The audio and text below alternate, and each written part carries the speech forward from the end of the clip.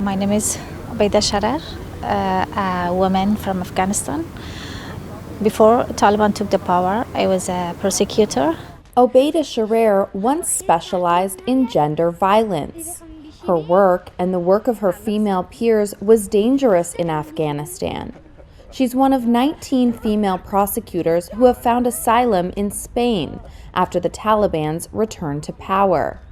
But she and many others say they feel abandoned by Western governments and international organizations. This is very painful for us that we worked for humanity, we worked for rule of law, we worked for justice, but because of our work, because of our duty, because we worked for humanity, now we are the guilties.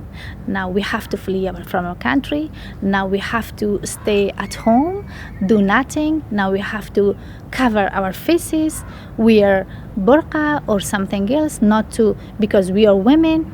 Women's rights in Afghanistan were abruptly curtailed in 2021 with the arrival of the Taliban. It has since banned most female aid workers and stopped women and girls from attending high school and university.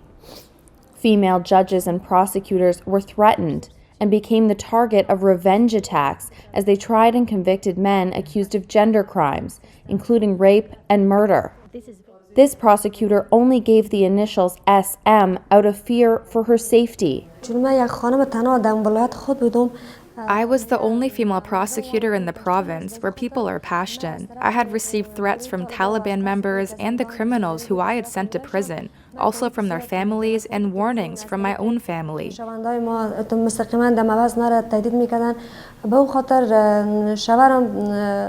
Even my husband received threat calls and calls from his family who tried to convince him to stop me because I was not a good example for their wives.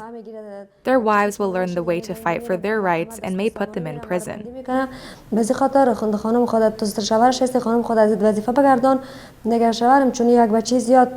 SM and Sharar were part of a group of 32 women judges and prosecutors that left Afghanistan, only to be stuck in Pakistan for a year trying to find asylum.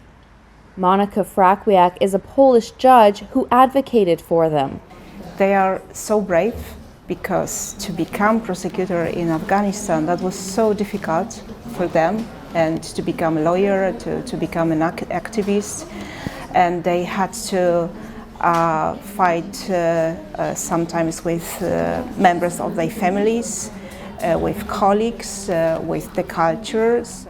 The terrible thing is that they were fighting for civilization in Afghanistan, and now they seem to be forgotten. So this is really, really terrible. Ignacio Rodriguez says the women had been held up as symbols of democratic success, only to be discarded. He works for a non-governmental organization that defends prosecuted lawyers.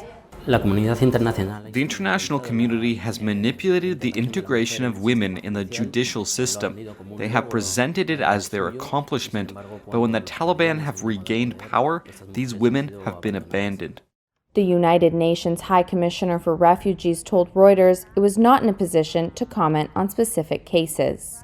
And though she now feels safe with her asylum in Spain, Sharar says she can't enjoy her new life, knowing women back home are still suffering. I'm free.